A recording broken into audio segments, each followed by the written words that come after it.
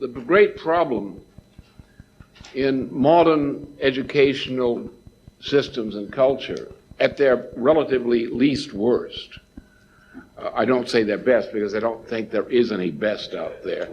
There's only a least worst.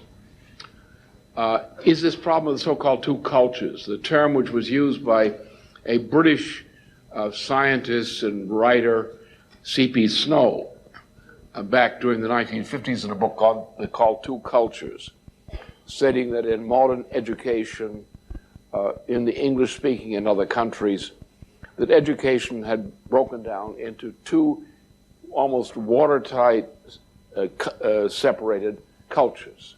One, physical science, and the other, the so-called liberal arts in general and arts in general. And of course, this is insanity. This is, in truth, a real problem. It's a problem in both. It's a problem because people who are separated from art cannot be truly competent in science, and those who are estranged from physical science cannot be truly competent in matter of politics, art, and so forth. I think a typical case is a case of Edward Teller, with whom we had a relatively brief period of collaboration back in the early 1980s. And his argument was at that point, well, I'm a physicist, I don't know anything about economics. Now that's terrible. That's terrible. If you don't know anything about economics and you think you're a physicist, you're not really much of a physicist.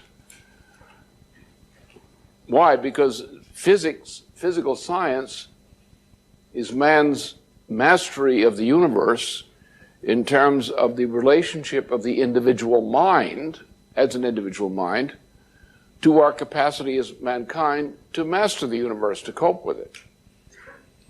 Now, mastering the universe is a social relationship, even though it flows around the principle of the individual mind, in the sense that we're dealing with the entire society, the entire planet. We're dealing with the entire national territory. There is no such thing as someone in an economy or in an actual society applying science all by their lonesome, like Robinson Crusoe, to a large area. That what we depend upon for our individual actions is we depend upon infrastructure. We depend upon the condition of the land. We can then depend upon the improvement and maintenance of the condition of the land. Water areas, preparing the ground for agriculture, transportation systems, communication systems, and so forth. We depend upon global effects. And therefore, if we don't know the relationship of mankind to the whole earth, to the whole universe implicitly, we don't know anything about physics. Because whether physics is valid or not depends upon whether its application to the whole area of human practice is good for man or is not. So therefore, not knowing economics means that you're not qualified as a physicist.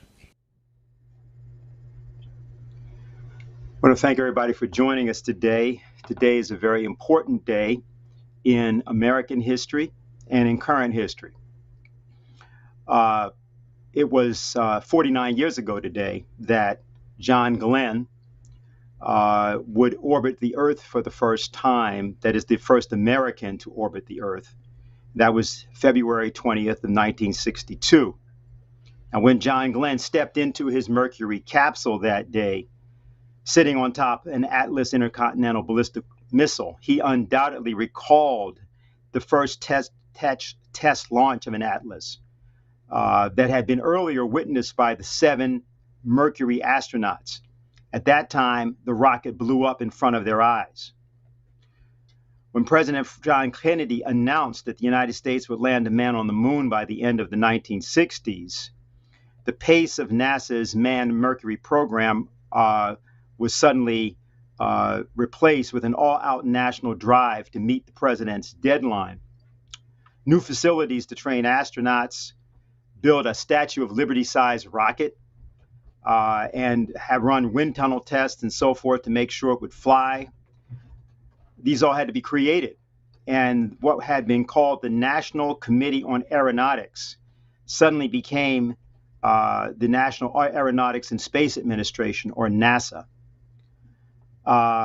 They didn't simply take centers that they already had earlier constructed for NACA.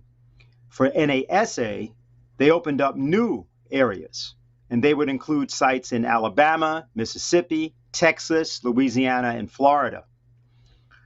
And what this meant was that these sites would in fact become the center of the integration of Southern facilities, which had been previously segregated entirely. You have to remember that at the time that NASA was created, racial segregation was the law. Between 1882 and 1968, Mississippi, for example, led the nation in lynchings, 539 in that whole period that have been documented. And just in the years of Franklin Roosevelt's presidency, between 1933 and 1945, there'd been 100 black lynchings in the South. When NASA, however, came on the scene, President Kennedy had issued an executive order requiring federal agencies to hire minorities, and that included NASA. Only 2 years later, in Muscle Shoals, Alabama, during a celebration of the 30th anniversary of the Tennessee Valley Authority that had been created by Franklin Roosevelt in the 1930s. Sitting beside President Kennedy was Alabama Governor George Wallace. He had become famous for, in his inaugural speech as governor, declaring segregation now, segregation tomorrow, segregation forever. But in 1985, that same George Wallace would, at the request of the Schiller Institute and one of our members by the name of Houston David Anderson, would issue a proclamation in the honor of the first Martin Luther King birthday in 1985. The changes that happened in the American South were brought about not merely by the actions of Dr. Martin Luther King and what he did. Certainly that was the primary catalyst. But it was also the quiet, unacclaimed, unacknowledged, hidden actions that happened at NASA. By this point, many people are familiar with the story of the human computer, Katherine Johnson, who is one of a number of women who acted as the living computation specialists. And I think people know from, if you've seen the movie Hidden Figures or you've read the book, you know that before John Glenn flew that mission on February 20th, he wanted to make sure that Katherine Johnson double-checked the math of the new electronic computers. He didn't trust the electronic computers, he trusted her. And he said, call her. And if she says the computer is right, I'll take it. So this is the character of the actual early American effort in space, but more importantly, it's the character that still is with the American program today. But there's a little bit of a difference. If you take a look, for example, at the people that are involved in that program from NASA, you'll see all sorts of people from all sorts of programs and all sorts of backgrounds, excuse me. I think we have pictures of them. And you'll see that you're no longer talking certainly about the world not being represented in the very American program itself, an American program that is just now, as of 2 days ago, landed its 5th rover on the surface of Mars. Presently, the United States is still the only country to do so, although it will probably be soon joined by the nation of China, which expects to land a rover either in May or June of this year. The representative from the United Arab Emirates, which also, of course, has a spacecraft orbiting around Mars right now. There are 3 nations, the United Arab Emirates, China, and the United States, that presently have craft, all of which were placed there during this month. Sarah Al-Amiri has said about that particular mission that was carried out by her nation, this is a story of transformation, because on the 2nd of December 1971, humanity landed the very first object on Mars. That refers to the Soviet Union's Mariner 3 mission, which managed to land softly on Mars, transmitted for only about 110 seconds, but it was the first object ever placed by humanity on Mars.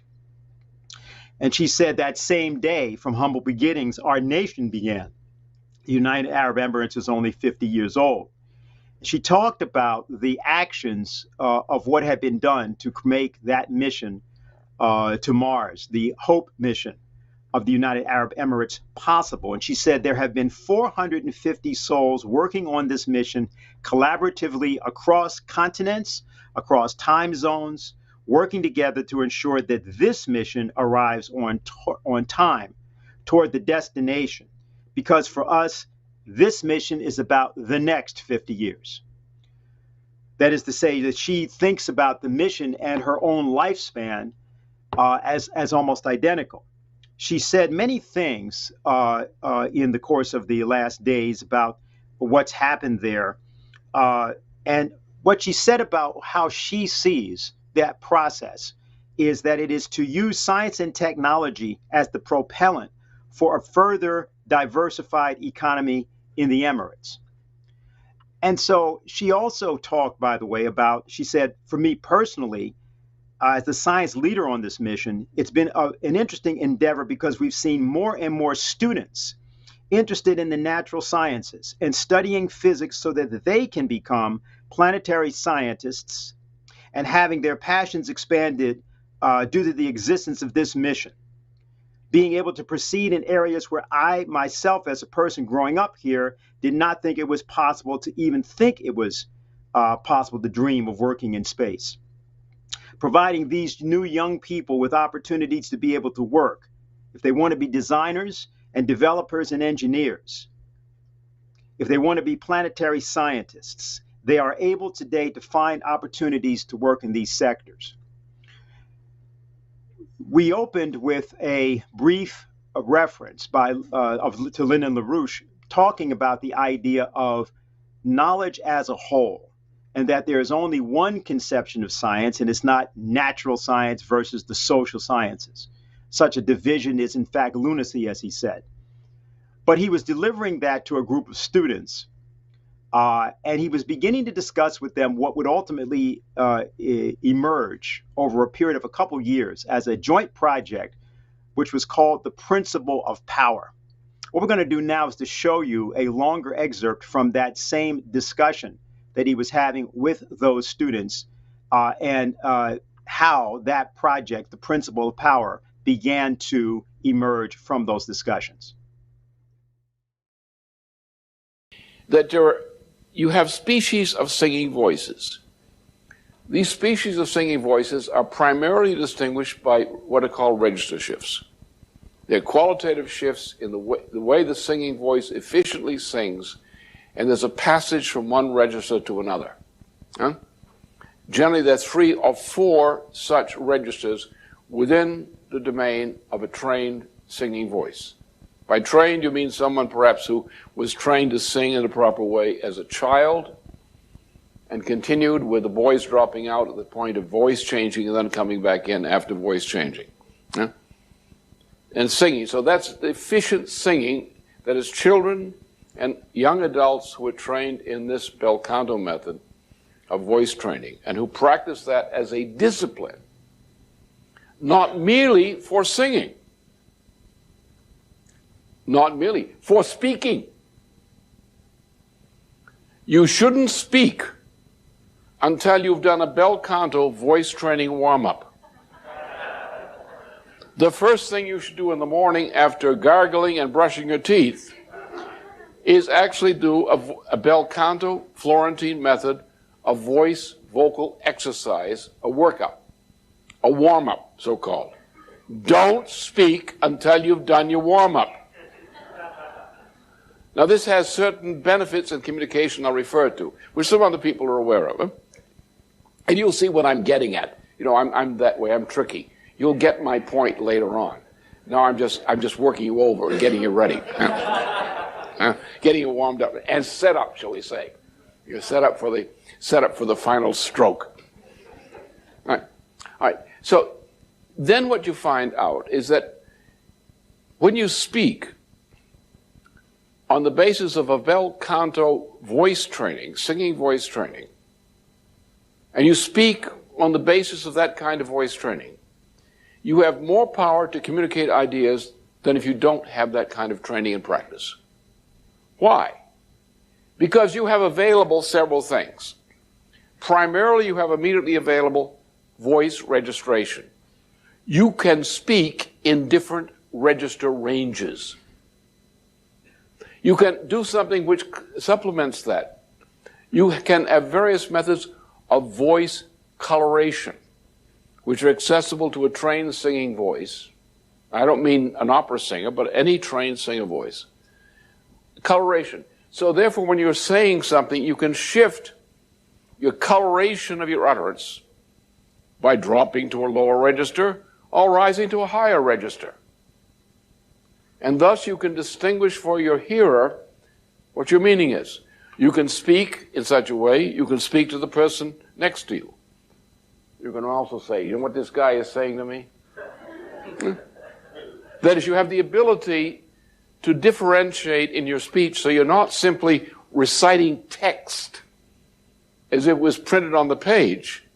You're actually communicating ideas. And the communication of ideas always lies in the ironies or the ambiguities. The ambiguities are where you change your voice or you change the coloration of your utterance or the way you direct it. So the same words spoken by two different people, spoken in different ways, communicate completely different ideas. The object of doing this, in speaking, without getting to the singing yet, the object is to create ironies which have the effect of being paradoxes. In other words, in ignorant speech, every word has an object. Every verb has an object. Every noun, adjective, has an object. So what are you doing? You are doing computer talk. You're talking to your computer. You're probably trying to make love to your computer. I understand some people try to do that. They try to make love by computer. And the results are sometimes shocking.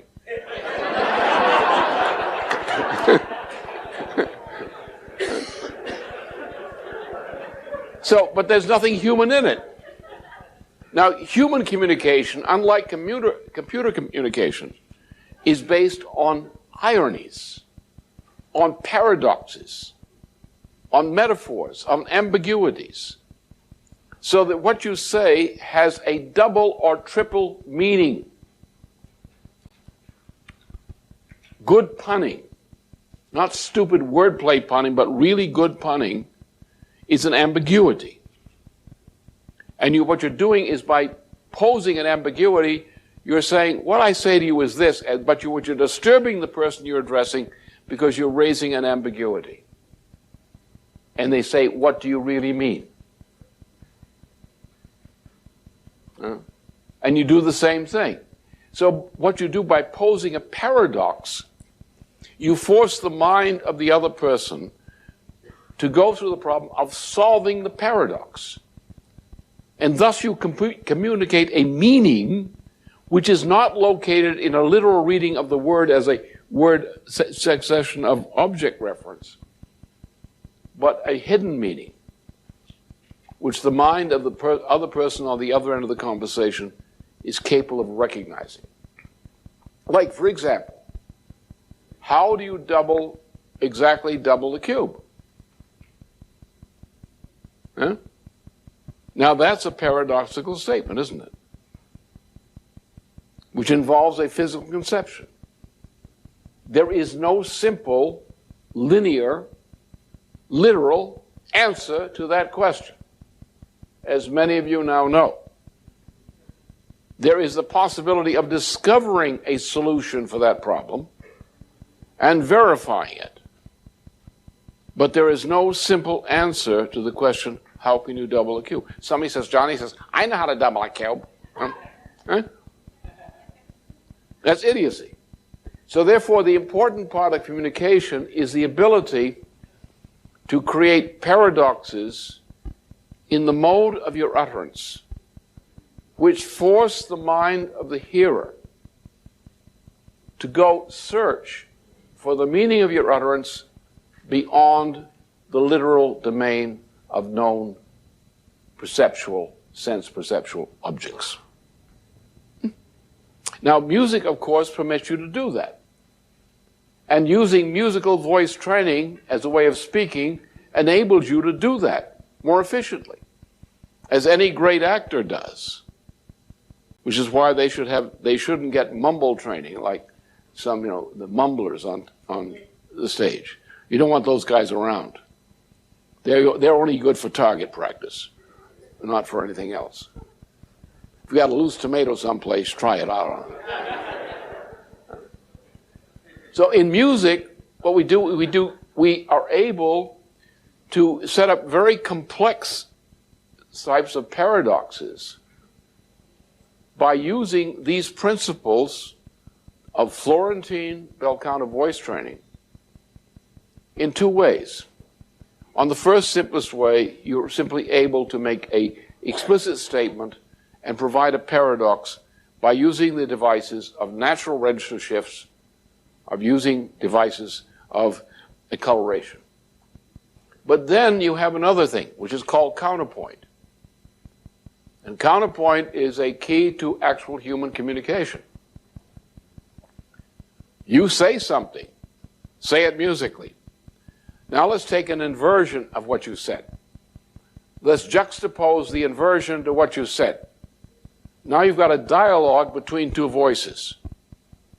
There are rules on this, which are essentially box rules of well-tempered counterpoint, composition, so that you are now engaged in a dialogue.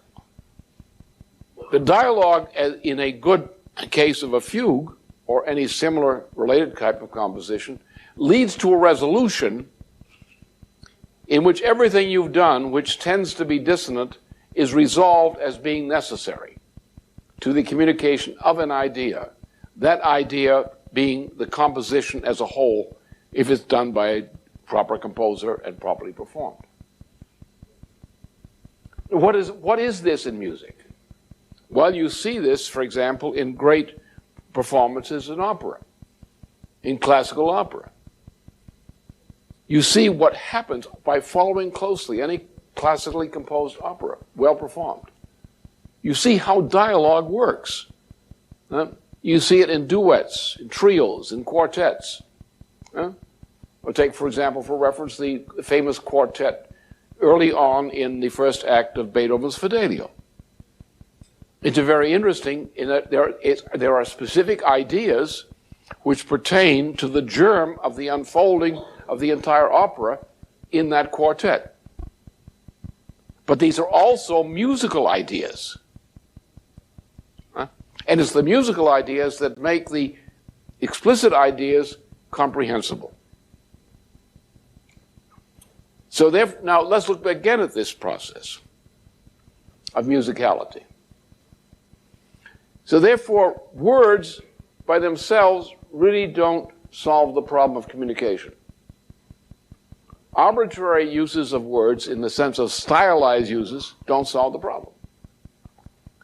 When you bring in the use of the bel canto voice training and its implications, you now have ways of creating irony to do what?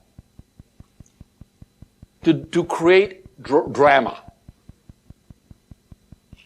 And drama, classical drama, is the secret of all important communication, including in physical science. Classical drama impels, the purpose is to impel the mind of the hearer, as well as that of the speaker, to depart the realm of explicit sense certainty and to enter the domain of the imagination. I take the case of shall we say, a mathematical formula. Look at it from the same standpoint. What does a mathematical formula in physics mean? In itself, it doesn't mean anything. You study carefully the arguments by Lagrange in defense of himself against the attack by the young Gauss. You take the argument of Cauchy and so forth and so on. And you find that these fellows will use certain formulas which may not be objectionable in a certain sense, but the meaning is completely different than the meaning of mathematical physics in the hands of a Gauss or Riemann. So the words by themselves do not mean anything. The formula by itself does not mean anything. It's the irony. In Gauss, the irony is expressed by the complex domain, an ironical domain which exists outside the domain of sense certainty, or the assumptions of sense certainty, which exists for the physicist in the domain of the imagination. What is this domain of the imagination? Let's take the discovery of the principle of universal gravitation by Kepler. Where does that occur? It occurs in the domain of the imagination. Kepler does not refer to something you can see. He says the ironies, the paradoxes of the normalization of the Mars orbit and the other orbits shows that we have an elliptical orbit with constantly non-uniform action. Well, can you see constantly non-uniform action? No. You can show that it's non-uniform, but you can't see it, you can't taste it, you can't smell it. Can you see gravitation? No, you can't. Is gravitation efficient? Yes, very efficient. Thus, gravitation exists as a concept in the domain of the imagination, not in the domain of sense certainty. Physics exists in the domain of the imagination, not in sense certainty. But what makes it knowledge is the fact that you can demonstrate that you can command the universe through willfully acting according to this knowledge which exists only within the domain of the imagination. So therefore, the most important thing in all aspects of human activity is how to enter the domain of the imagination and how to communicate in such a way that you and the persons with whom you're speaking jointly depart the domain of sense certainty to enter the domain of the imagination. How does music do that? How does bel canto voice training help you do that? It shows you how to create certain ironies, just like the irony of an elliptical orbit, or the irony of a non-uniform action as a lawful action, which forces you to leave the domain of sense certainty and go into the domain of the imagination to find out how the universe is actually run within the domain of the imagination. To make a discovery of any principle, or to reenact the discovery of any principle, is to enter the domain of the imagination. Therefore, we have two problems. Problem number one, the individual in making a discovery must enter the domain of the imagination and must find efficient ways to prove that whatever he thinks is discovered in that domain is physically efficient in the real domain. Just as you do with construction and geometry. Does your construction lead to a solution? Your construction, the selection of the process of construction is not random. It occurs as a deliberate action in the domain of the imagination. The result is demonstrated in the domain of sense perceptual reality. But it's the imagination that's crucial. Therefore, the ability to think in terms of the domain of the imagination is crucial. In order for society to function, to communicate ideas to others in terms of the domain of the imagination is crucial. Now, this is the basis for the classical principle. The classical principle, or co-called spiritual exercise principle, is defined essentially by Plato in the collection of Platonic dialogues, Socratic dialogues, plus the laws, which is also not a dialogue, but has the same kind of implication. The classical principle that Lyndon Larouche just spoke of obliterates the difference between the so-called natural sciences and social sciences in favor of a single principle of scientific method. And that's how Lyndon Larouche chose to speak to young people in 2003, from the standpoint of the domain of the imagination. He refused to speak down to them, and that's why they joined him in the creation of, well, many things, but particularly the work called The Principle of Power, which was ultimately, I think, published in 2005, but is written in the form of a Platonic dialogue. And it's very reminiscent, particularly, of Plato's dialogue, the Meno, in which Plato demonstrates why even a slave is capable of not only studying and mastering geometry, but has within him or her the innate capacity to be a genius.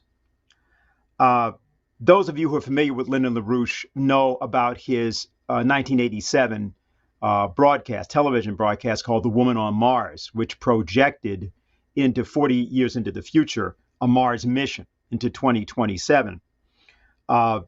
And we would just like to let Sarah Al-Amiri know that in her image of the idea of the next 50 years of the United Arab Emirates, there's the Larouche publication, Earth's Next 50 Years, which Larouche published exactly because that's precisely the way that he always thought about all things. There's another matter that we like to now introduce in order to transition to our presentation for today. In 1983, Lyndon Larouche wrote a publication called Saudi Arabia in the year 2023. Sorry about it's a little bit hard to see that. I only have my individual physical copy. And in this, he talks about how you would transform what he refers to as the Arab world by thinking about it as a whole. It was a vision of the future just as dynamic and as exciting as the visions of the future in space. If we can go to the first poster, I'll just read it for people. This is what he had to say. From the western border of Iran to the Atlantic, and from the southern border of Turkey into the African Sahel, there exists an Arab world so interdependent that no economist can consider competently the sovereign interests of any one Arab state without studying the political and economic interdependencies of that world as a whole. It is a world which pivots on Egypt, a world whose existence is defended to the east by Iraq and to the west by Morocco. We're going to provide here a map so that you can take a look at what he's referring to here. So you see the western border of Iran, which is there next to Iraq, if you wouldn't automatically know that. And from the southern border of Turkey into the African Sahel. That's essentially the area that's being delineated here as a whole on your screen. LaRouche went on and he said, at the northern Atlantic coast extremity of Africa, Morocco was 10,000 or so years ago the center of radiation of the agricultural revolution into the Mediterranean and Europe.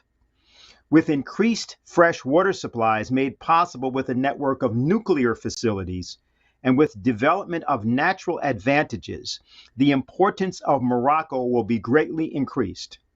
From Morocco along the Mediterranean coast to the great new nuclear hydroelectric complex to be built around the Qattara Depression, the Arab world will attack the Sahara Desert with development advancing from its northern coasts. So let me have the next visual. This is, of course, not, we've already seen Northern Africa. This shows you Saudi Arabia at the center and shows you several nations that exist there today. Now, it should be noted before we go any further that what Larouche is doing here is he's looking at the world from above, not merely above space, but also above time. And it's relevant here to consider uh, what this would have meant in terms of how this design and many other Larouche economic designs are intended to overthrow the structures of sin called geopolitics or geostrategy. But much of this is part of imperial structures. Now, everybody probably is aware of Lyndon Larouche's continuous attacks on British imperialism and the legacy of the British Empire. Well, we'd just like to show you that same area of the world as it's been viewed from the standpoint of successive empires. So if I could have the next map. So this is the Persian Empire, that meaning the empire that was established by the nation of Iran and extended, Iran and Babylon, I ought to say, present day Iraq, for over a period of 239 years. Next. This is the empire of Alexander the Great, which emanated originally from Macedonia, which you see there on the far left, and extended over what was actually only about a 12-year period. Alexander extended this empire. Next. This is the Assyrian Empire, the empire associated with the nation called Syria, and later on, of course, Mesopotamia you see there and other areas. Next. And this is the Roman Empire. This is actually not the Roman Empire at its greatest extent, but the advantage of this map is it shows you the Roman Empire extending into northern Africa. And so one has to just understand that when these sorts of proposals are being made by Lyndon Larouche, and he was conscious of this, he knew that these were proposals that went up against the historical traditions, experience, and fallacies of failed imperial systems. I'd like to see the next visual. There's another form of imperial system that needs to be checked as well. This is a map of American military bases, but this is actually not an American system. This is an Anglo-American system. This is a system that was successfully established in the aftermath of the death of Franklin Roosevelt and the ascendance of Winston Churchill, also known as Harry Truman, to the presidency of the United States. And it was Truman's Secretary of the Treasury, John Wesley Snyder in particular, who was largely the architect of what became this transatlantic imperial system. Sometimes it's referred to also as NATO, referred to in other ways, but I want to emphasize it is emphatically not an American system. But it is an American system in the same way that the Persian Empire was the dumb giant extension of the Babylonian Empire, which is otherwise known as Mesopotamia and Iraq, during the period that we showed you there from approximately 550 to 239 or so BC. What we are intending to do is to return the United States quickly to the legacy that it needs to achieve. We're reading today in a United States that is COVID infested, has the major energy using state in the nation, Texas, brought to its knees by a polar vortex, with people receiving electricity bills as large as $17,000 for a single month. And a United States in which the educational system fails the population. And we have massive, in fact, a loss of life expectancy. We have all sorts of problems which would have been thought to be impossible in the United States of John Kennedy's Apollo space program. In fact, that Kennedy administration was attempting to carry out Roosevelt's economic Bill of Rights, and thought of itself as being the means to eliminate, as it said, poverty, famine, disease, and war itself. We have to think about what went wrong and how it went wrong and how to correct it. And in order to discuss that today, we have Jerry Rose, who's been with us on several occasions, and he's doing the sort of extended study of Franklin Roosevelt, his four freedoms, and how we today can return to that legacy and therefore establish the true America that Roosevelt intended. So, Jerry? Thank you, Dennis. First, I want to give a little background on why I've concentrated on this question of Roosevelt. It's a bit autobiographical, but I don't think it's unique to me. Growing up, in the 1960s, 50s, and 60s, we would meet over the dinner table, and my Uncle Lou, who had trained combat in hand-to-hand combat during the war, my Uncle Abner had said something bad about Franklin Roosevelt, the kind of stuff you hear. He's a socialist, he's a this, he's a that. And Uncle Lou, who was about 5'4", Uncle Abner was 6'2". Uncle Lou was shaking. And he told Abner, if you ever say that again, you will not leave this table. And he meant it. And Abner understood that. What had happened in the 12 years of the Franklin Roosevelt administration, from 1933, when he first came in, to 1945, after he won the election, he died 6 months later in April, had been one of the most remarkable singularities that America had ever undergone. We had gone from a depression. People saw the pictures, know of it, to 1945, the single greatest industrial power in the history of mankind. And it always shocked me as a young man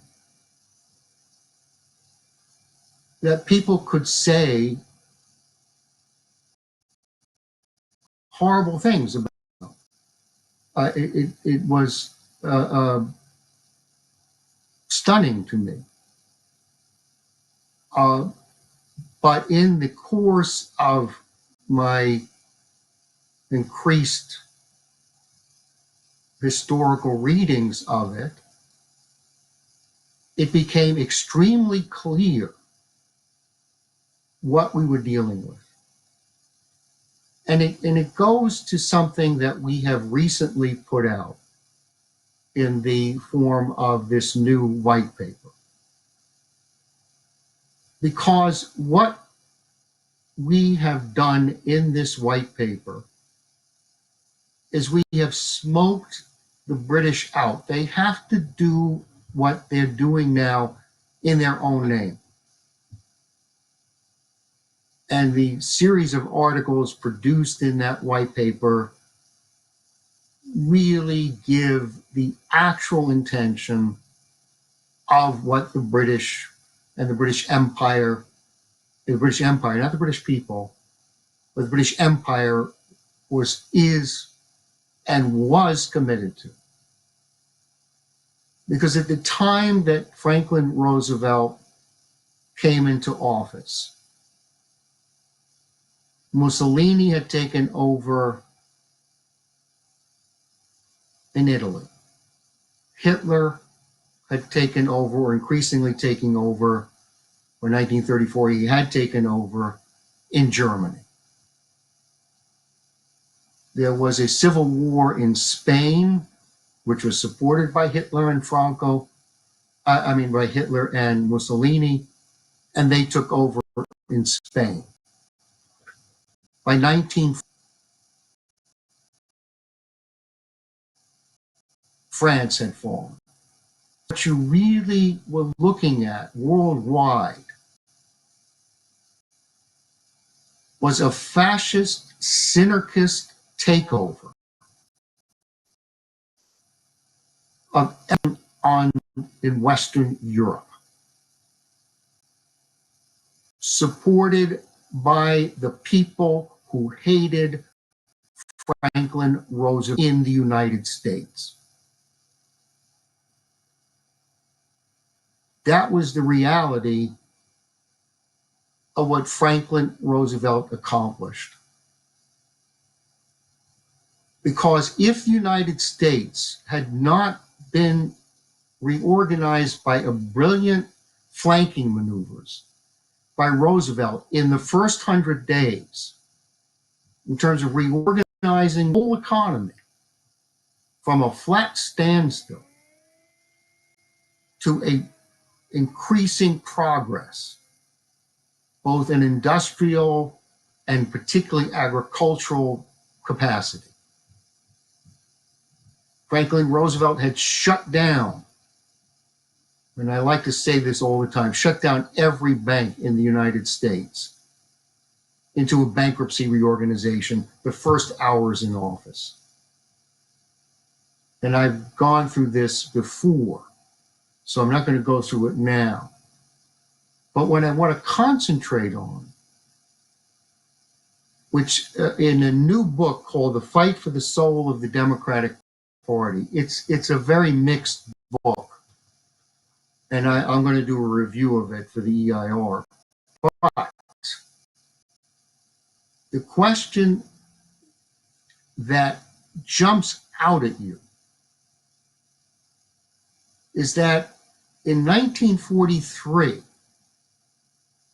both Franklin Roosevelt and Henry Wallace, who was his vice president at that point, started a fight for how do you win the peace. And I'm going to read you some things from Wallace and Roosevelt, which give you a sense of what they were up against, because it's very much, and it's the same apparatus which was never destroyed in peacetime. It was the same apparatus that put in Hitler, that supported Mussolini, that is the Bush faction of the Republican Party, that is the Harry Truman faction, the centrist of the Democratic Party, the same apparatus that tried to destroy what Franklin Roosevelt did, and in fact supported Hitler against Franklin Roosevelt until such time as Britain was being attacked. And let me read you some things just to give you a sense of how clear Wallace and particularly Roosevelt were. I'm going to quote Wallace now. And this is very significant, and I'm going to go through the implications of it. Most American fascists, he says this in 1943, most American fascists are enthusiastically supporting the war effort. They are doing this even in those cases where they hope to have profitable connections with German chemical firms after the war ends. They are patriotic in a time of war because it is to their interest to be so. But in time of peace, they follow power and the dollar wherever it may lead. And then he goes on. We all know the part that the cartels played in bringing Hitler to power and the rule of the giant German trusts have played in the Nazi conquest. Monopolists who fear competition and who distrust democracy because it stands for equal opportunity would like to secure their position against small and energetic enterprise. So he says that in 1943. He goes on to be very clear about what he was dealing with. In a very famous, well, this is Henry Wallace again, in a very famous pamphlet, Our Job in the Pacific, he had been sent by Roosevelt to tour the Pacific and also Russia and China for Roosevelt during the war. He says, the emancipation of the British Empire's colonial subjects in India, Burma, and Malaya as part of a general post-war push to upend colonialism and promote the development of impoverished lands. So he and Roosevelt, as we know from the earlier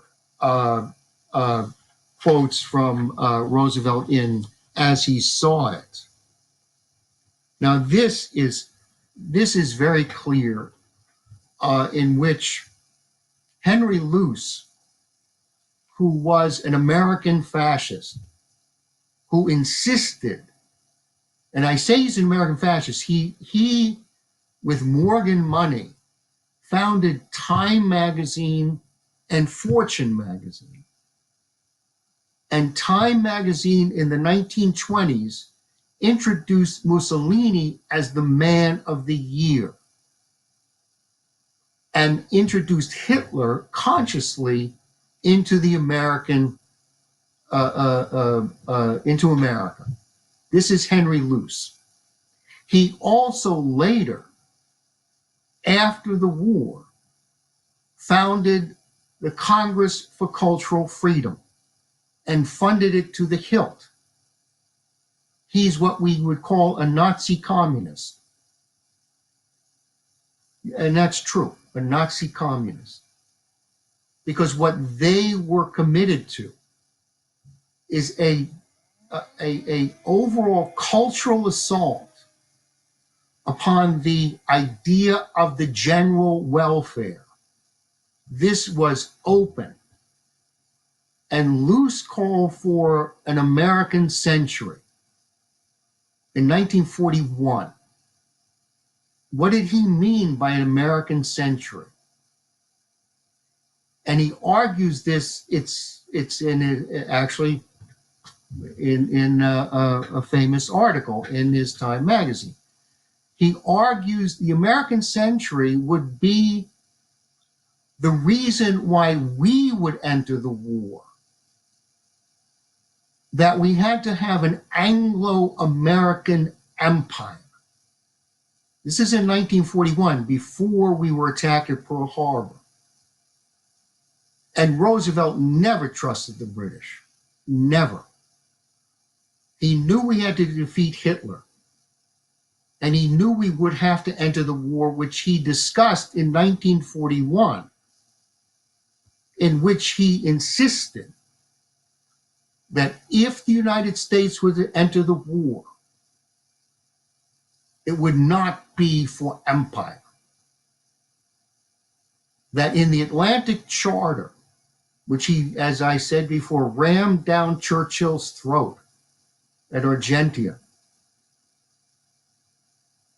said, and in the Four Freedoms speech said,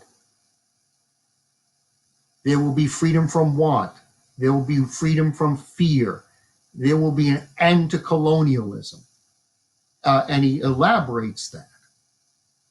So for Roosevelt, the idea of an American empire was anathema. But Luce, who was a Nazi, he was pro-Hitler until Hitler attacked Britain, because really he was a British imperial. He supported the British Empire and just wanted America to have a reason to enter the war in 41. And he called it an American century. Now I'm going to read you Henry Wallace's, who again was Roosevelt's vice president, on the American century. Some have spoken of the American century. I say that the century on which we are entering, the century which will become into being after this war, can and must be the century of the common man. No nation will have the God-given right to exploit other nations. Older nations will have the privilege to help the younger nations get started on the path to industrialization. But there must be neither military or economic imperialism. So that was Wallace.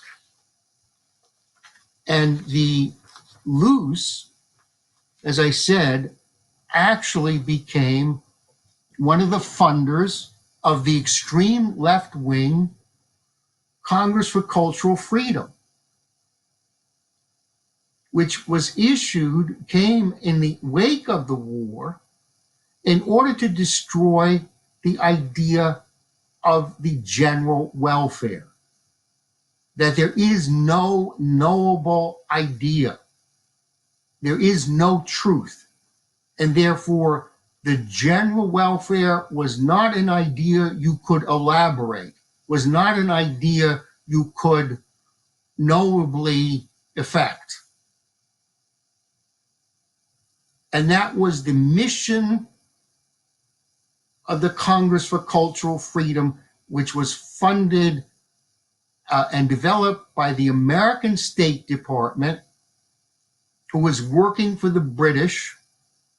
And this came out later. The CIA, after they got rid of Donovan and Roosevelt's team, funded this development.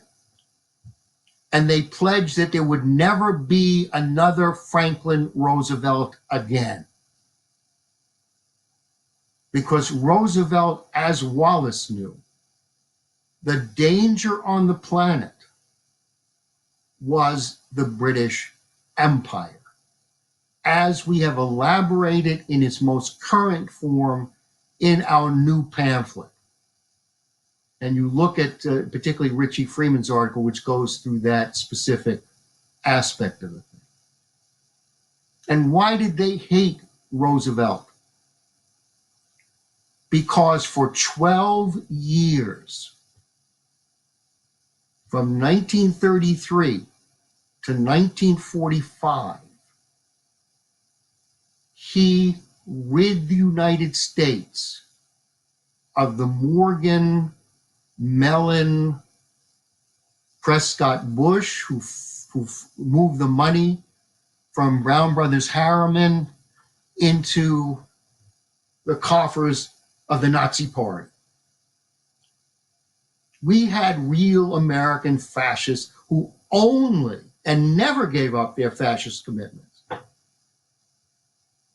But only when Britain was attacked as the loose American century in 1941, because Roosevelt wasn't going to join in 1941, unless certain commitments were made. So, for 12 years, Franklin Roosevelt would often say, "Wall Street hates me. Isn't that grand?" Because Roosevelt knew the enemy. Now, how did Roosevelt secure the United States when it was surrounded internally and externally by the British Empire? Because the fascist movements of Europe were part of, in the way Roosevelt described this, and I'm going to quote him right now. The first truth is that the liberty of a democracy is not safe if people tolerate the growth of private power to the point where it becomes stronger than their democratic state itself. That, in its essence, is fascism. Ownership of government by a group or by a controlling private power. Remind you of our report? Remind you of this apparatus? It should. This fascism was known to be such by Roosevelt, by Wallace. How did they, for 12 years, and there is a lesson on this one, which we have got to, there is no give, as I said last Thursday, or Thursday before that. There's no give anymore. No give. And Roosevelt innovated, and I'm going to present an irony to you at the end. First act of Roosevelt, bankruptcy reorganization. We have bubble upon bubble, and through a Glass-Steagall separation of commercial banking, which is for Main Street and other industry, and the so-called investment banking of the Finks of this world, and I'm talking about Larry Fink of BlackRock, and I'm talking about the 41 trillion of these hedge funds and fund managers who are now dictating to the world, you will get no credit, as Mike Billington went through recently. You will get no credit if you build industry, if you build infrastructure, you will get no credit. So you have to bankrupt these bankrupt entities. They produce nothing. And you have to, through Glass-Steagall reorganization, which Roosevelt did the first day in office, separate these two types of banking so that we can begin to issue credit for agriculture, industry, and mortgages, the kinds of things that people actually need and are absolutely essential for labor productivity. The second thing, because one bankrupt thing is absolutely essential, because the rates at which they loot the physical economy, and you'd have to look at Larouche's triple curve function, the rate at which they loot the physical economy makes it impossible to issue credit long term. So you must do the Glass-Steagall, you must have a credit institution, a national banking credit institution. And Roosevelt had created, with Jess Jones, a banking institution, a credit institution called the Reconstruction Finance Corporation. Lincoln did it a slightly different way, which by the end of the war was 1/3 larger in terms of assets, real assets under management, than Wall Street and London put together. They had lent at low interest rates to valid mortgages to secure infrastructure like the TVA, to secure international infrastructure, which we needed for the war effort. And by the end of the tenure of Jess Jones, who lasted longer than Roosevelt, the RFC did anyway, they were $10 billion to the good. In other words, it cost nothing. Every loan was paid back over an extended period of time. And if somebody had to reorganize their loan, it was done. because the issue was productivity of labor. The issue was the capacity of each individual to make the most creative input they can make, which is Alexander Hamilton's discussion of a national banking institution. The third aspect, which Roosevelt and his team were absolutely conscious of, is you had to invest in infrastructure. The TVA being the primary source of infrastructure in terms of an implicit way of thinking about it, but through the CCC, Civilian Conservation Corps, through the WPA, you built schools, you built hospitals, you built water management systems, and of course you built the famous Hoover Dam and the Four Corners projects. Did we ever need Wall Street? No. And they hated Roosevelt for that. I mean, at the end of the war, at the Bretton Woods agreements,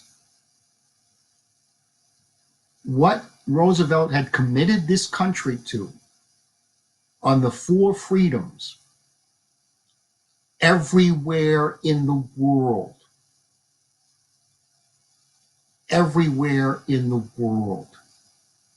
the commitment of Bretton Woods was that through the IMF, its original intention, you would stabilize the currencies through what was in the Bretton Woods system was a dollar pegged to a gold settlement. Not a dollar one-to-one, but settling up in trade imbalances in order to keep everybody honest.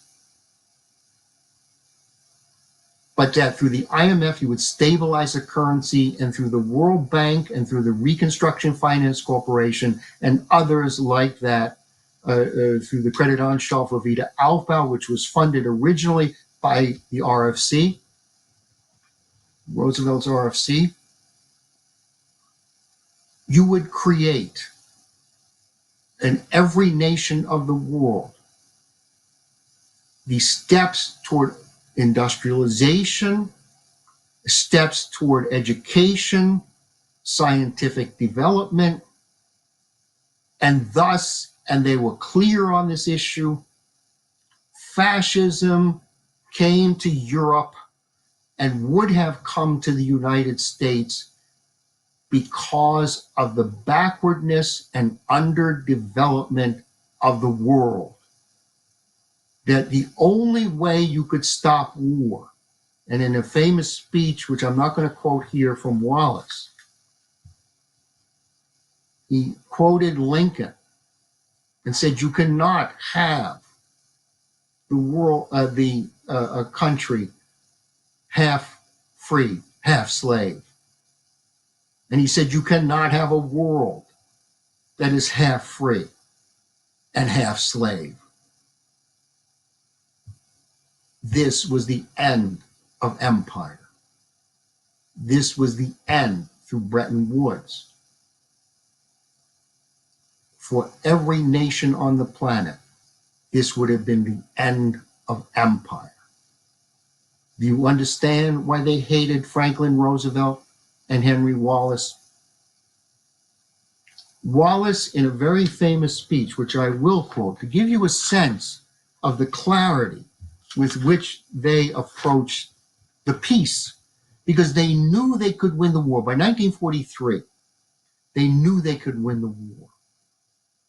But with the internal opposition of the American fascists, of the large industrialists who turned against Roosevelt through Wall Street, these cartelization questions. So here's Wallace in 1943. The second responsibility, that of mobilizing the peace for full production and full employment, will challenge the best brains and imagination of our industries, large and small, our trade associations, our labor unions, and our financial institutions. When the guns stop, America will find itself with the following enormous resources: new manpower by millions, skilled workers from war industries, military manpower, and young people of working age. Two, the largest industrial plant capacity in the world. Three, the greatest resources, both natural and artificial, to make peacetime products, thousands of new inventions waiting to be converted to peacetime use. Four, the largest scientific farm plant in the world. Five, the biggest backlog of requirements for housing, transportation, communications, and living comforts. In other words, we had produced none of this during the war. There was a massive accumulation of savings because everybody was employed during the war, and backlog of needs. And he says, the greatest reserve of accumulated savings by individuals that any nation has ever seen. With such wealth, who says this nation is now or is going to be bankrupt? And then he warns, if we mobilize peace production in the service of all people, we must completely turn away from scarcity economics. Too many corporations have made money by holding inventions out of use, by holding up prices, and by cutting down production. And he goes through the figures. And in 1945, when he was the Commerce Secretary, he produced a stunning report about how to win the peace. And it was called 60 Million Jobs. That was the name of the report, in which the purpose, the general welfare, could only be served by full employment of every man and woman who wanted to work and who could work at the highest wages possible, because that supplies the internal market for your goods. To have a massive, and he discusses this under the Bretton Woods agreements, we had the largest machine tool capacity, and both China and Russia, who were our allies, who were devastated by the war, were over the long term. If we had exported those machine tools, they could have industrialized. They could have created in the case of China, both worked together to industrialize China, which was in fact put forward at the Bretton Woods meeting, at the meeting itself, both the Kuomintang and the Communist Party. The lack of such an effort allowed what happened in China. Now, luckily, a whole new developments occurred. In Russia, what was clear is that had they industrialized, with the world industrialized, they would have been surrounded by an American system everywhere in the world. And had they tried, because Wallace had underestimated Stalin's ambition. Because just as Harry Truman, under the direction of Winston Churchill, the second Roosevelt died, declared a Red Scare, and used Herbert Hoover, and this is 1948, before 1950, when McCarthy came in, declared a Red Scare. And later on, he admitted to Clark Clifford, who was his right-hand man, there was never any danger of communism coming in to the United States. There was never. I needed to discipline the party. He needed to take Wallace, who was Roosevelt's successor, and destroy what Wallace had built up inside the Democratic Party to carry on the New Deal with clarity and force. But inside the party, which was run by people like the Morgans and the Mellons, inside the party and outside the party through the British Empire, they forced in, which is a longer story, they forced in Truman in 1944 to replace Wallace as the vice president. Had Wallace been the vice president, the world would have been completely different. And they had to purge the party of the New Dealers. And Wallace, recognizing that, Eleanor Roosevelt had told him, fight within the party. Blow this situation up. Have the brawl. Even if you lose the election, have the brawl. Create an actual New Deal and a real commitment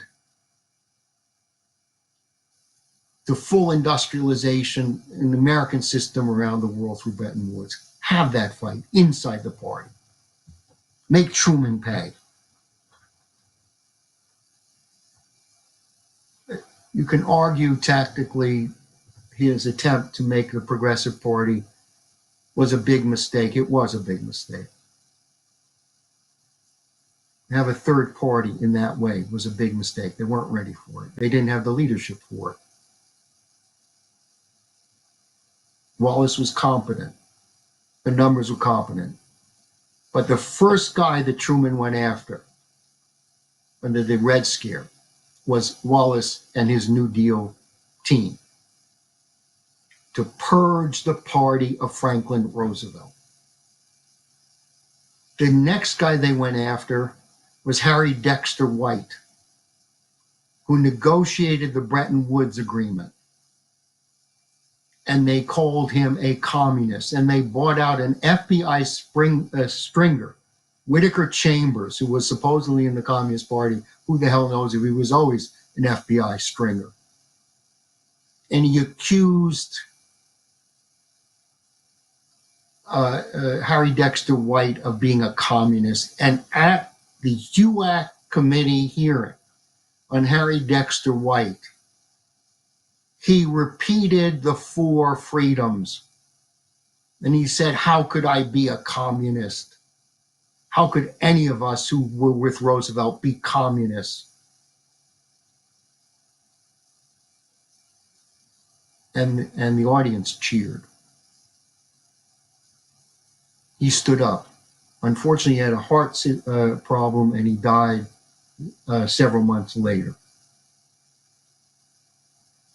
But there was a reign of terror under the guise of the Cold War, which was unnecessary if it had been done the way that Franklin Roosevelt wanted it done and Henry Wallace wanted it done. And they used that, working with the British Empire to put America back under British domination. Now, there were revolts, a couple of revolts. Obviously, Kennedy was a revolt. They killed him. Martin Luther King, in his economic freedom speech, which is a very direct reflection of Roosevelt's economic freedoms. They killed him. But, and this is where the big but is, and you heard, and as you've been hearing on these Saturday meetings, maybe the greatest genius in human history, certainly of this century, really, I would say minimally since Leibniz, but I would say before, even going back further, was born in 1922. And through a remarkable development of his own volition, of his own genius. Nobody mentored him. Nobody. He was an independent genius, which is why he was so hated. And he understood Roosevelt in some sense better than Roosevelt understood Roosevelt. Because in Larouche's... All right, so we're cutting back. We apparently had a technical problem. This was exactly when Jerry Rose was discussing Lyndon Larouche as the greatest genius of the 20th century. That may be why the whole system went down. I don't know. But Jerry, we're now back with you. So if you could pick up I'm sure if we were live on which YouTube, way you I'm were sure if cut. we were live, yeah. No, did I go through the Vernadsky discussion? I can't hear you. Right. What about Lynn? And then bam, it went. Really? Yeah, That's right it. there. Go ahead. Well, okay, well, I said in some sense, Lynn understood Roosevelt in a more profound way than Roosevelt understood Roosevelt. Because in the fourth law, Larouche discusses Vladimir Vernadsky and the absolute essential nature for economics of what Vernadsky called the noosphere. In other words, in all systems, no matter how good and how committed you are, you must make discovery of principles and the application of those principles to what Larouche called the machine tool principle in order to overcome deficiencies both within the biosphere and within the abiotic universe. And that is precisely the concentration on that quality of mind identified by Vernadsky as the noosphere.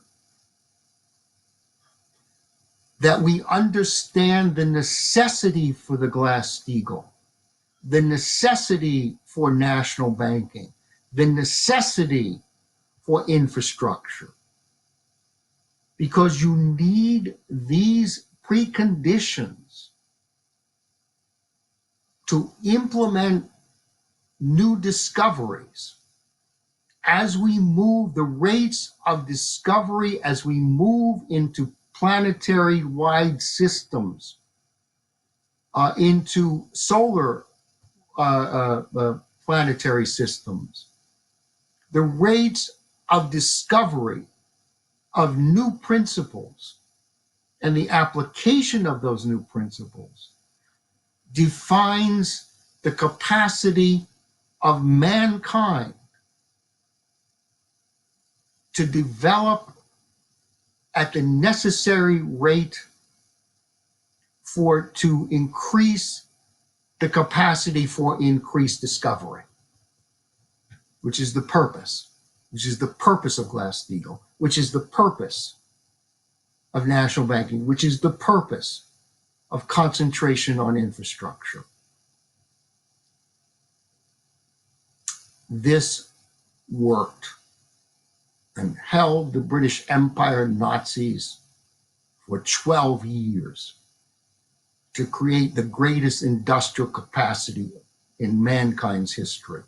And with what Larouche has added to the process, We can win this once and for all. Win the peace.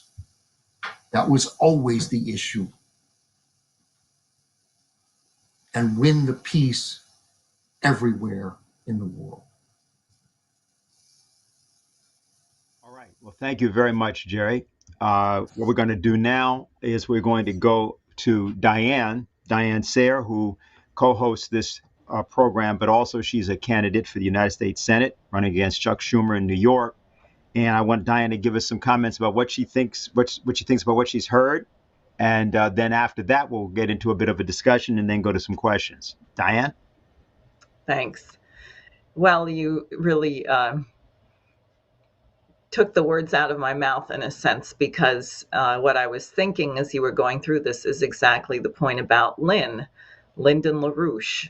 His thoughts and the shaping of his life. He already was clearly a genius at an early age, having mastered Leibniz by the time he was 14. But when he was in Burma and India, one, that he saw the treatment of the people of India by the British, not merely the massacre of Gandhi's supporters, but in Calcutta, but also that people were coming up to him saying, when you get back to the United States, can't you do something about our situation? Why do we just have to produce raw materials? Why are we slave labor for raw materials and we can't finish our own products? Exactly some of the issues of the American Revolution. And as Lynn wrote in his Road to Recovery from 1998-99, his presidential platform, that the principle of the general welfare is sort of the unique characteristic of the sovereign form of nation state, that was the breakthrough, that without that you did not have freedom, exactly as Franklin Roosevelt understood. And as you said, I think it's true that Lyndon LaRouche understood FDR better than FDR understood himself. FDR stood on the shoulders of Alexander Hamilton, and the founding of the United States in counter-distinction to the British Empire. And one of the big problems we face today is that Americans, as a result of the death of FDR and what took over as axiomatic belief structures after the death of FDR, is that Americans don't fully appreciate this. Americans think that you measure things in terms of money. This was the Achilles heel, as identified by Helga Zepp-LaRouche, of President Donald Trump, when he would praise the stock market increase as being a measure of economic success, when in actuality, the stock market going up was the measure of the collapse. And that's what we see occurring now in Texas. That's what we saw with what Enron did. And for people who don't remember, and we went through some of this on the Thursday night fireside chat, and what became very clear is they're doing the same thing to the farmers and food production as has been done with energy. The idea is complete deregulation. You let the cartels, you let the big money literally get rich by killing people, by destroying something which people depend on to live, whether it's food, whether it's energy, whether it's housing, whether it's healthcare. All of these things have been turned into sources of loot. Now, just to remind you, from the transcripts, and I won't reiterate the really horrible, crude ones that I went through on Thursday, but one of them is here, where one trader is talking on the phone. We want you guys to get a little creative and come up with a reason to go down. The plant ceased operation the next day as blackouts hit California. So in other words, the so-called law of supply and demand, you shut down the plant, you shut down the energy as a way to massively increase the price. So here you have Texas hit by the insanity of the Green New Deal, along with many other states, but Texas hardest hit. And the power companies there, it's interesting that Enron was based in Houston, decide that this is their great opportunity to massively increase the rates. So they're not in a huge mobilization to figure out how to restore power. They're in a mobilization to figure out, well, we don't really want to restore power, because if we make it scarce, then we can charge people through the nose and you kill people. And this is the kind of evil that this is why Larouche said that we should bury Wall Street so deep that we don't smell the stench of the rotting corpse, because it is bankrupt. It has no, well, it does have a relationship to the productive economy, and that was in Larouche's triple curve. The relationship is that the more the physical economy, the more the means of subsistence are looted, the higher the stock market goes. So when you see that stock market go up, when you see your 401k increasing, you should get worried, because you may have a giant retirement account and a house with no electricity, no running water, and no food, and maybe not even a house. And that's why we have to get these changes. Now, in that regard, I just want to say that this report that we've just produced, which Jerry referenced, is absolutely phenomenal, and you can find it. It's right on the top of the page on Larouche Pub, LarouchePub.com. It's $30 for a hard copy. It's $20 to get a PDF. You'll get the PDF within 24 hours. This report does not focus on the fake science behind the Green New Deal, the idea that, of course, carbon dioxide does not cause climate change, and the Earth and mankind's industrial production is not like a giant thermostat where if I stop driving my car, I can calculate exactly how many degrees. The planet's not going to warm up. I mean, this kind of foolishness that you hear. But what this report focuses on is the money. The money and who runs it. BlackRock, the British, and to what end? And I think Helga Zepp-LaRouche's introduction to this pamphlet is absolutely devastating, because she makes the point, what happens to a major metropolitan area if you don't have electricity even for 24 hours? And then a day or 2 or 3 days, and what you will see is that massive numbers of people will die, and you will have cascading, accelerating effects. And it's not that these people don't know this. They do know it, and they take a satanic pleasure in inflicting that on people while they get rich. So that's what I have to say in response. And there are some questions that have come in whenever you're ready to go to those. Well, before we go to those questions, I have something that I want Jerry to talk about, because I think he has now popped the cork on something that we're not going to let go by. He's talked about something he called American fascism. And it's something I think we need to spend a little bit of time to make sure that people don't mistake that we didn't say this, we didn't talk about it. And he also is talking about something that goes beyond the left or the right. He used the example of Luce, Henry Luce. And he talked about Luce endorsing Mussolini, but at the same time being one of the primary sponsors of the Congress for Cultural Freedom, which is normally thought about as being left-wing. So, of course, then there were, of course, plots to overthrow FDR and various people involved in those. So, Jerry, I just wanted to give you the opportunity to say something either further about this or however you want to respond. Well, yeah. Roosevelt and Wallace were very clear. I mean, we have hard documented evidence that Prescott Bush moved the money from Brown Brothers Harriman into the Nazi Party account. That's hard.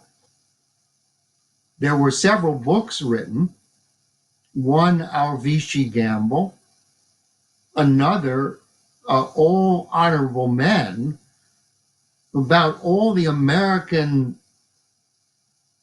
cartel types, because a decent industrialist is a decent industrialist. He's in business to produce something. I'm not talking about those types.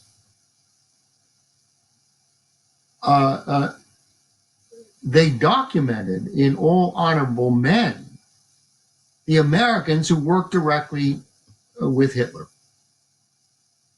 and the American banking and related interests. So Roosevelt knew, as did Wallace and Roosevelt's team, that Morgan and the Wall Street were working with Mussolini, with Hitler, to ensure that they gained control of the United States. Now, they couldn't cut off credit from Franklin Roosevelt for two reasons. One, if they tried to cut off the credit by mobilizing the Congress, I assure you, the population would have done something to the Congress had they dare cut off the funding for agricultural support, for mortgage support, for the WPA, the CCC, for the TVA. If Congress had messed with that, I assure you, they wouldn't have. Not at that point, not after 12 years of watching the United States under Coolidge and Hoover and Wilson, watching the United States be destroyed with a boom bust that went bust in 29, and Hoover was completely flat. And there were no social support systems, so people were dying in the streets. So what Franklin Roosevelt did could not have been opposed on the ground. And he made it plain. If Wall Street won't lend, Jess Jones and I, through the Reconstruction Finance Corporation, will lend. And we will get through the Congress and through the Treasury, which was unique, the capacity to issue credit based upon physical production, based upon housing, labor productivity, these kinds of things, and through very honest 2%, 1% rates of return, and the reorganization if necessary, every single loan got repaid to the point that they made at the end of the war $10 billion.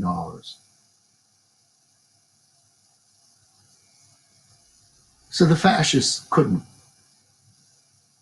touch Roosevelt.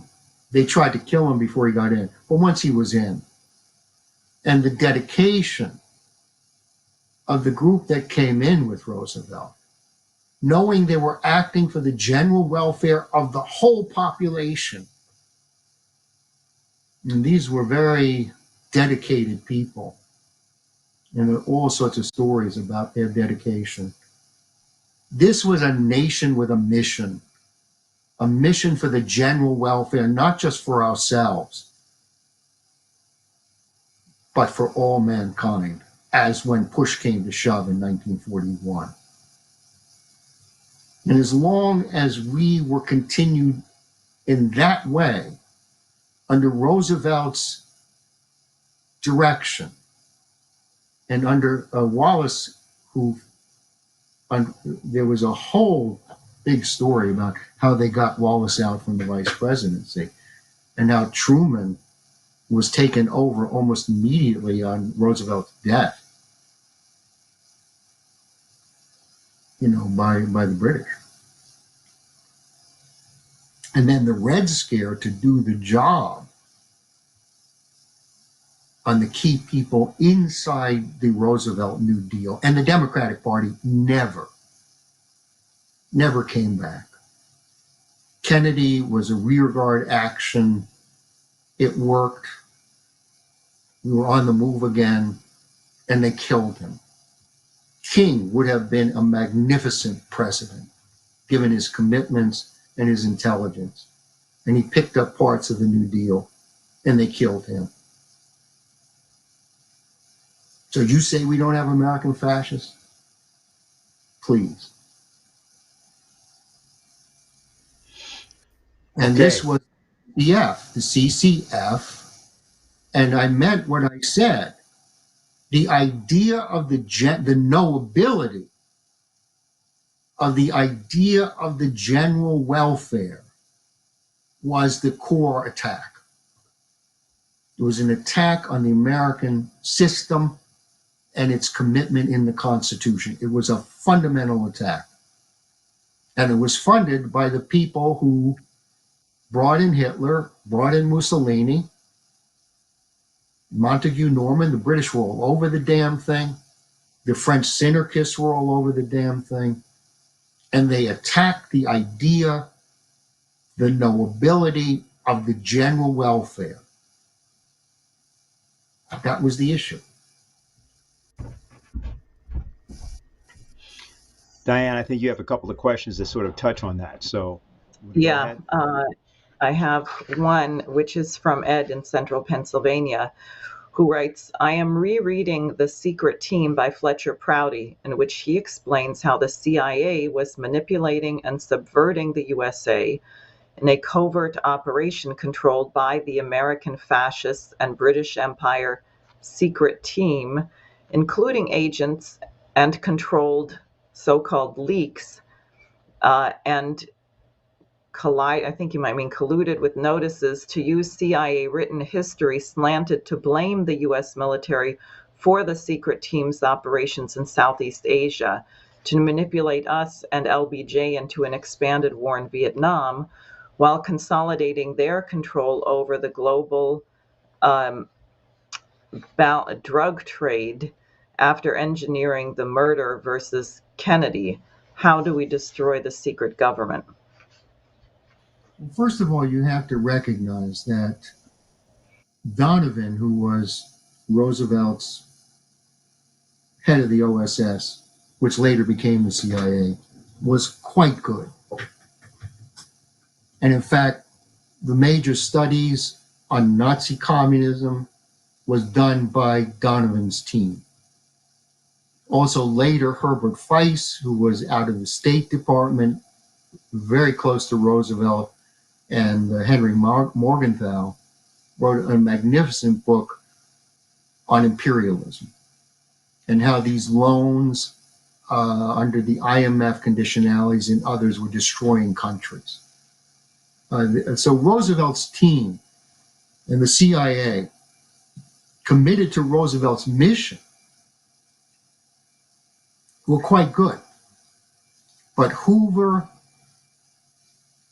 this FBI, British operation, and then the effort to get rid of Donovan's team, which came back ironically because unfortunately Kennedy had the Dulles brothers, which was about the worst thing you could get. And they set him up on the Bay of Pigs. But you had under Reagan a team that was close to Roosevelt's team, had the same mission as Roosevelt's team, and was informed by Roosevelt's team, brought in Lyndon LaRouche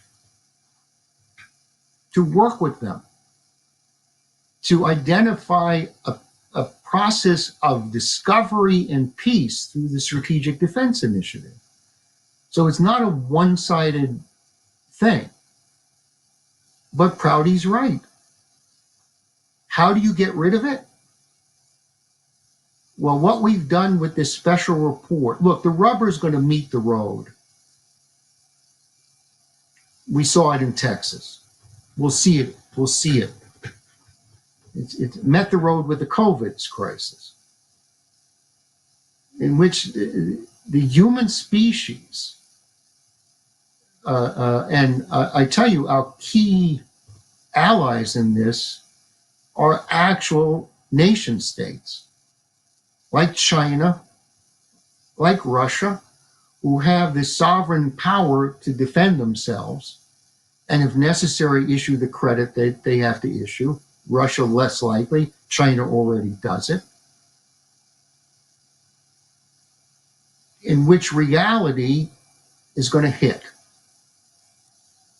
And it's precisely under those conditions, Henry Kissinger once said, LaRouche becomes a fearful danger. And we have to make LaRouche and the four laws, as I identified, a fearful danger.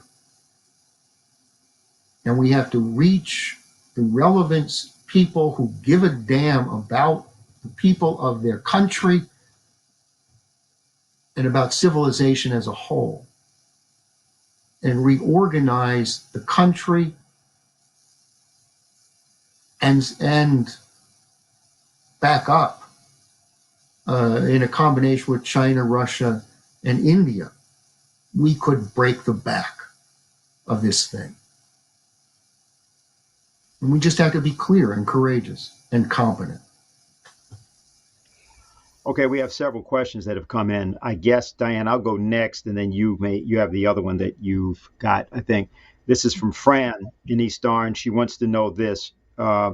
Please explain the collapse of the Texas power infrastructure and what can be built up to remedy it. And two, how will we ever reestablish manufacturing here in the United States? We definitely need to rebuild our steel plants for building housing, hospitals, etc. That's her question. Jerry, I think. Okay. Yeah, sure. I mean, Roosevelt faced the worst problem. Everything had shut down, everything. Hoover didn't do a damn thing. So how do you do it? Well, one, you need credit. And you need credit directed toward steel, toward water management, toward especially energy, high energy flux density, energy.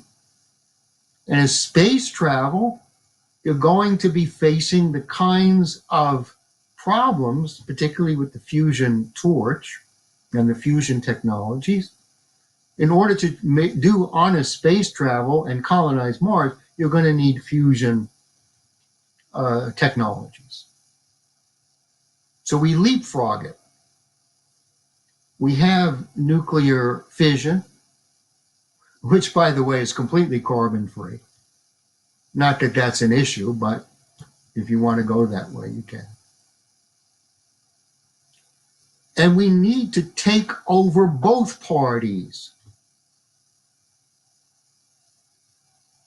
We need to confront the reality of the situation.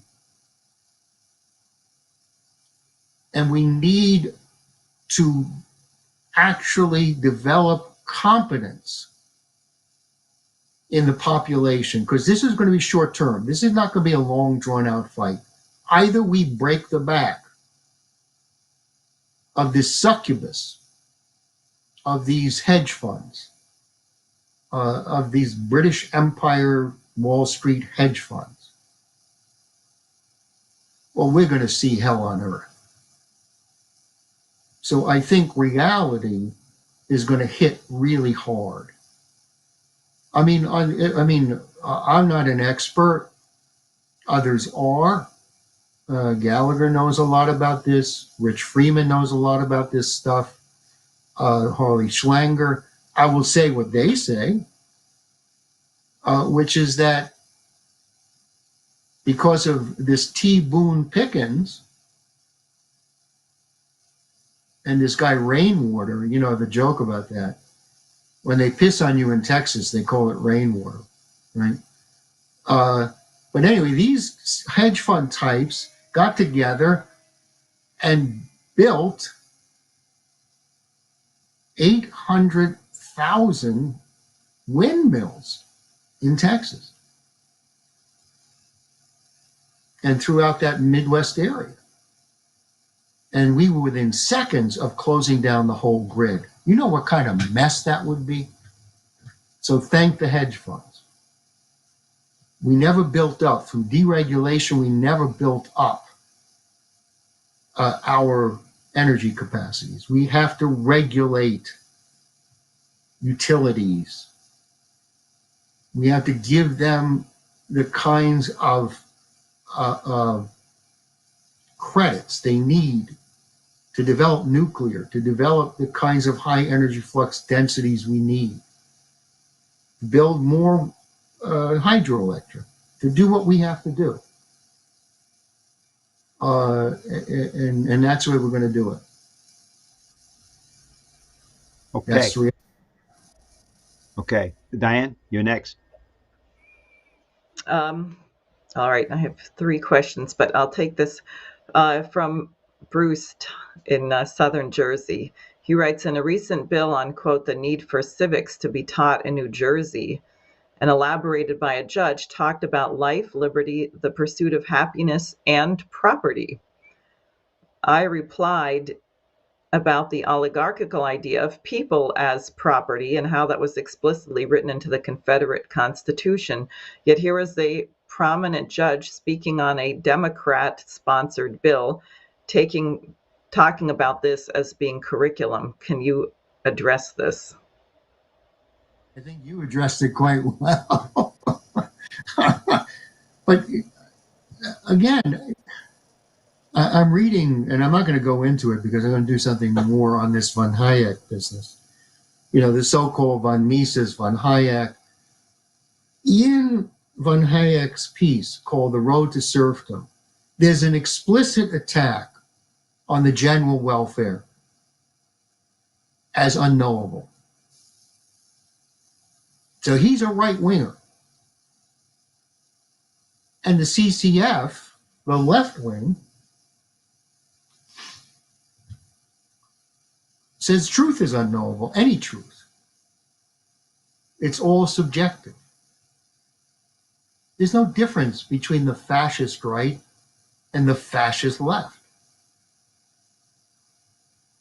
And a lot of well-meaning people haven't worked with us. And this is what gets me about the so-called progressives.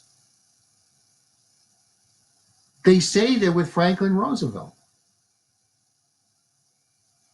And this book written by this guy, John Nichols, which is very useful in many ways, is a complete romantic mishmash. Because they never understood the principles that worked. And we have to see if they're honest. Bernie Sanders is, frankly, an ambitious SOB. He's no progressive. He talks the talk. He knew of Lyndon LaRouche, but he wanted to get ahead. How could you support war, any war, with Russia, with China, with anybody, unless they attack first or represent a threat? What the hell were we doing in Iraq? What the hell were we doing in Syria? What the hell are we doing in Afghanistan? You think Roosevelt, any progressive, would agree on that? Not really. So if they're honest, they will work with us on these principle basis. If they don't work with us, forget it. As of civics, unless you start with this idea of the general welfare, because every individual on this planet, if they're born human, has an implicit idea of the difference between good and bad, or the good, as Plato would talk about it. And therefore, if they're fed, they have access to food, shelter, clothing, and a future, we can be pretty assured they'll do the right thing. Unlike von Hayek, von Mises, or the CCF, the Nazi communists, as I call them, as in fact Roosevelt called them. And Wallace was even more tough than anything I would say. So, Diane, you have any further comment? Just on this liberty question further, you're right. I have been discussing it as part of my campaign and my campaign platform, but also tomorrow afternoon, Dennis and I will be on a panel sponsored by the Schiller Institute NYC Chorus on the discussion of the art of the Negro spiritual with Elvira Green and Bob Wilson from New York. Elvira Green is a distinguished African-American mezzo-soprano who sang with the Metropolitan Opera Company. And Bob Wilson is an accomplished organist, director, and happened to also be the accompanist of Carlo Bergonzi. But when you look at this music that you could say came out of slavery, but it didn't come out of slavery. Actually, it came out of exactly this conception of what it means to be free, to be a human being, even in spite of the oppression imposed by those who thought of human beings as nothing but property or nothing but animals. And what you hear in this music when it's properly performed and properly polished, as Lyndon Larouche said in his paper, Politics as Art, is this indefeatable quality, no matter what the physical circumstances are, among those people who choose to be human beings in spite of what is imposed on them. So I would like to encourage everybody here to join us Sunday tomorrow at 4 o'clock for that. And you can find the information on the Schiller, SINYCchorus.com website. I might just add one thing before you go to the next question, Diane, that the thing I'd invite people to do is to go look back over what we began with, particularly the discussion concerning language by Lyndon Larouche, to understand how to actually answer a question like this. These are questions, or rather, answer a professor who asserts this sort of thing. You hear this often from a lot of different people, whether they are people from sort of the vicinity of Hillsdale College, or there's people in the vicinity who are just independent fools. That's not to cast aspersions at Hillsdale College. You could pick any college, you could pick Columbia, you could pick any place.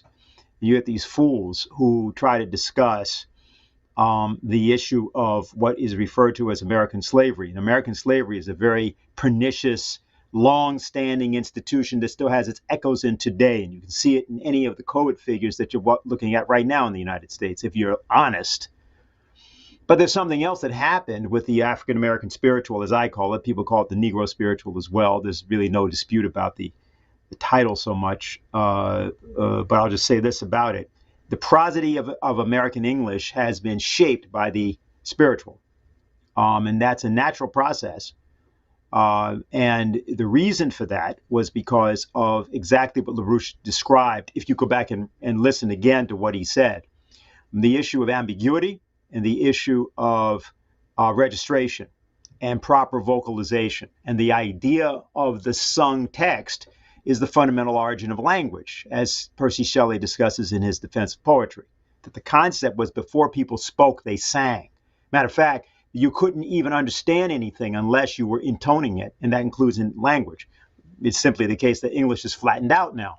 We have less of a capability of speaking it, and that's been often in exhibition in what people often refer to as presidential candidates debates, where you basically have sort of the braying of donkeys, monkeys, gorillas, giraffes. It's hard to say exactly who and what is speaking or squawking. And this is something that basically became very, very much in evidence in America once you sort of shifted after the war in terms of the standard for what was called singing. And that changed after the Second World War. So that much of screaming, squawking, and ultimately just rapping became substitutes for intonation and voice registration. And what happened here is that the issue, as Diane already said, is that it wasn't a question of these things being composed in slavery. No, they were being composed out of slavery, so to speak. That is to say, the person that was intoning, singing, and so forth, yes, their condition was as it was until they could change it. And the purpose of the songs was that the songs were themselves a change in the condition. That is to say, a change in that present moment, based on a conception of a future which would be different, either because they were going to escape as such, or because they could conceive of and did conceive of a future which was different. And by actualizing that by the song, then that made that true. And that's the idea of the imagination. It's the same idea behind one of King's famous speeches, the so-called "I Have a Dream" speech. The whole point of that speech is that that was an intonation of the future. And the point was that the future was being embedded in the present. So that was done as a dramatic recitation. And it was done immediately at the behest of the singer, Mahalia Jackson, who recognized that something else had to be done to get inside of the mind of the 250,000 people assembled. And so King did something that was done by African American preachers and had been done back since the 17th century. And he did this in a way which had never been seen in America among that number of people of that differentiated in assembly. That's why it has that impact to this day. So that now when you go to the Lincoln Memorial, you'll notice that the younger generation gravitates to the position or the place where King gave the speech. I think it were better were they to think in terms of the intonation of that speech and what they see on the wall in the second inaugural, particularly of Lincoln, as well as the Gettysburg Address. They're all one thing. And what we're trying to bring out here is that when you begin to talk about the actual United States, it's from this standpoint, being able to invoke and intone the real nation. That's how we'll get our nation back. And so we definitely invite people to listen tomorrow to what we'll be presenting. That'll be at 4 o'clock. And Diane already gave all the background on that. So I just wanted to say that before we went on. And I think you have another question there, Diane. Yes. This one comes from Texas. The person writes, so under Hoover Truman, there was no communism in reality, but during the anti-war movement, the Communist Party was brought in. Gus Hall, the SDS, Black Panther, Progressive Labor, etc., funded by the Ford Foundation. Who else funded this communist movement? They used the anti-war movement and then moved into college campuses for more power on campuses and riots at campuses. And after the anti-war fizzled out for them. Is that accurate? She's asking. Yeah, it's accurate. Yeah, I mean, in large part accurate. But you see, these noise words, communism, I call it Nazi communism. Because the reality was and is this philosophical radicalism, which I call Nazi communism, and I'm calling Nazi communism, which LaRouche hated and drew the ire of the most powerful forces on this planet, who did to Trump what they did to LaRouche. They did it to LaRouche first, and that should be known. He made it very plain the truth was not only knowable, but the mission in life is the discovery of higher orders of hypothesis, such that the human species can increase its relative potential population density everywhere in the world. It's only by a counterposition to the Nazi communists. Why do the fascist, these hedge funds, this Wall Street London, what are they really up to? I mean, on the deepest level, and they say it openly, which is what our report does quite brilliantly, they hate mankind. Because fundamentally, as Plato and other great philosophers have understood, primarily we are good. primarily. We can be made bad, but implicitly we are good. And therefore, truth is higher hypothesis, discovery. That's truth. It's not a bunch of words. And the destruction through living standards, through culture, through teaching information theory, right? Which is what you get on every college campus. Information theory. It's what you get on your computer, Google, right? As you look through things, fact. That's not human. It's the construction of higher hypothesis based upon problems that mankind has and has to be solved. A mission. Because mankind is in the image and likeness of God. And that's not denominational. That's just the way it is. And our capacities for discovery or creative capacities are a reflection of the creative nature of the universe itself. And that's not denominational. That's just the way it is. Okay, so we've got kind of a summary of two questions, Jerry, and this is going to be it for the day. And they are this. This is from a professor in New Jersey who asked this question, and then I will read the second question as well. He asks, based on the recent Mars landing and past missions, can we organize a weekend of space exploration appreciation as a form of organizational outreach? Okay, so that's one thing. And then the second idea is this from Jose, and he asked this question. And if Diane is able to, she should also respond to this. In the beginning, there was a clip played with Lyndon Larouche talking about the ambiguity of language and ironies that can only be accessed by a bel canto trained mind. How do these ambiguities exist in the physical world through development of modern infrastructure and heading to space? And what do these ironies and their existence say about the nature of the universe? Okay, that's the question, Jerry. Why don't you go first? Go back to your philosophy thing, man. This question will be taken up next week. No.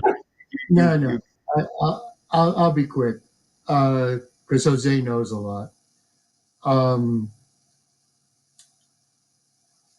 I'll give you an example which Diane references often, but I'll use a very specific example out of World War II.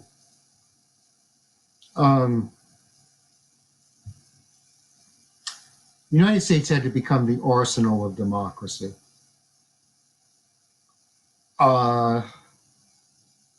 Franklin Roosevelt proposed, after Japan attacked us, that we produce 50,000 planes a year for the duration of the war.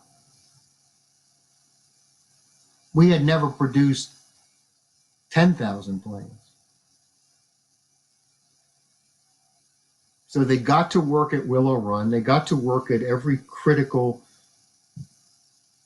auto plant in the country. And they innovated on the shop floor with interface between the guys who were producing it and the guys who had to get it done. And there were serious disagreements, but it had to be done, just like the Manhattan Project. It had to be done. And under those conditions, we did produce 50,000 planes a year by the first year. It was an unbelievable feat. And it called on the creativity of every single worker in the plant, of every single manager in the plant, of the guys who were putting the assembly lines together, industry. This impossibility created an ontological paradox. It could not be done by previous standards of capacity, by previous standards of productivity. It could not be done, and it was done. That's an example of how on the shop floor, the TVA is another example of that. So that's how I would tend to argue that one. Okay, very good. Diane, can you actually speak? And if so, Yes. speak. So far, we'll see. I think this question on modern infrastructure and the bel canto trained mind or music, I was thinking about what Einstein says about the importance of the imagination, because if you're really going to plan infrastructure, you're planning for something that exists in the mind in the future, which is a state that does not yet exist. You can take, for example, what Lyndon Larouche did with his forecast of the disintegration of the Soviet Union, his knowledge of the food shortages in the East Bloc, and his offer that in return for feeding Poland, that the Soviet Union should allow the reunification of Germany. And he called explicitly for the reunification of Germany, something no one else saw at the time or thought was a remote possibility. And 1 year later, the Berlin Wall came down. I had a similar situation here in New York when I attended a few years ago a seminar on the subway system, and they had all these proposals about where to find more space. Could you expand LaGuardia Airport onto where Rikers Island? But no one even considered that the number of people using this infrastructure might increase by an order of magnitude. There was no accounting for population growth, or that the idea that you would have trains that can go 300 miles per hour, so that it might be an hour trip between New York and DC, 30 minutes from New York to Philadelphia. What would the implications be of this? That was absolutely not in the mind of any of the people who were discussing it. So from that standpoint, the reality is the projects they were talking about building would be obsolete by the time they were completed. And I think this is the necessity, because when you quote unquote hear music, it's not really the sound that's having the physical impulse inside your ear, but it's your mind acting on the sound and creating something that's new. Like the sandwich. That's not Diane's stomach. That's Russ. Yeah, that, All of those that's who need to know. that's bel canto too. Of sorts. No, that's Belcano. Bel So canto. yeah. So I think that today's discussion is pretty. It's a groundbreaking discussion. It's an important discussion for people. I will have one thing to say just in terms of what Jose posed, because it's relevant to the issue also of Diane as a candidate. Diane invented a chorus called the New York City, Children's New York City Chorus at a time when there was a great conflict in the city, involved the killing of Eric Garner out in Staten Island, involving police and Garner. And then there was a reaction to that, which was a violent reaction, in part, maybe understandable, but nonetheless, violent reaction. And then there was also, unrelated to the action against it, but nonetheless, it occurred in the same time period, the killing of two policemen in Brooklyn, shot in their cars. And the issue was, how do you respond to this? And so the conception was to create a chorus, which would be comprised of people from all over the city, and would be, of course, all backgrounds, ethnic and otherwise. And that was done. And actually at that time, Lyndon LaRouche was still alive and with us, responded to hearing about that and seeing it by saying, well, you need to be thinking about putting a course together of 5,000 people like that. And the conception was that the persons that would be so assembled would represent, not merely because they were different voice types, so to speak, but they were coming from completely different backgrounds, an ensemble of the aspirations of humanity as a whole, because that's what New York City is able to do. There are 163 languages spoken in the borough of Queens alone, and some assert there are as many as 800 languages throughout the boroughs of New York City. And so the concept was that that is the way that we would respond. In other words, take it above present space and time and place it somewhere else. That's kind of basically what was Sarah Alamiri described when she talked about how when she went into her workplace for the first time, she put it this way. She said, the job I came into was created for me. Whenever they thought they found the right person, they would link them to the right job. She said that did not exist before that. I had nobody to learn from. My entire perception of what a workplace should be, that I should be mentored in some way, that I should have a reference point of somebody to actually work with, was shattered. The only thing that they had provided to me was a mission, something that had to be achieved. So there was apparently no frame of reference, but the frame of reference, of course, was herself, except it was herself in the future, not herself as she existed. So the contrast, the irony was she had a task that she had to perform, the nature of which had to be defined by a future that she had to understand at that moment, and did. So that at the age of 34, she was able to stand in front of humanity, the world, and talk about an orbiter placed in the orbit around Mars called Hope. And if you think about that being done by an Islamic woman from an Arab nation, and what that meant and means, in conjunction with what's being done by China and by the United States, I think it's clear what we've got.